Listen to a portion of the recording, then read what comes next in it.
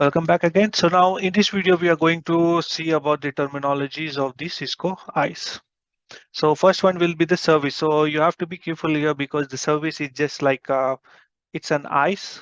So that means on a physical device or any kind of device, you are running the Cisco ISE software. On that software, you are running multiple features. So each individual features is represented as a service. So for example, you're implementing now monitoring and troubleshooting service over here on one of the ISE. So if it has only one, so it is dedicated to one ISE, then it is known as a persona because only one service is running. But sorry, it's running only one service. That doesn't mean it is personas. If it is running only one service, or I can say in a particular ISE, you are running one type of service that is monitoring and troubleshooting.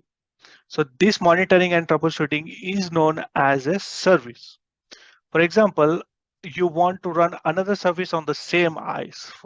So it can be the TechCast Plus. Now you do have this one is a different service.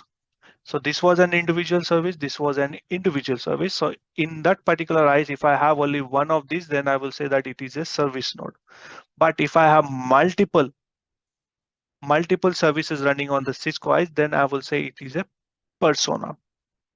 So multiple service running in a single ISE, then it is a persona. Single service running in a single ISE, then can be known as a service node or simply a node. So a node is just nothing but a Cisco ISE running on a physical device or a virtual device, virtual platform, just representing the physical architecture of that particular ISE is node. Now I'm running a service on that particular ISE, for example, one service, then I will say it's a service node. Now, if I am running the multiple service within that one, then I will say it's a personas. Now coming to the deployment model, as we know that we have deployed a standalone. So whenever you do have only one ISE, then you will say it is a standalone.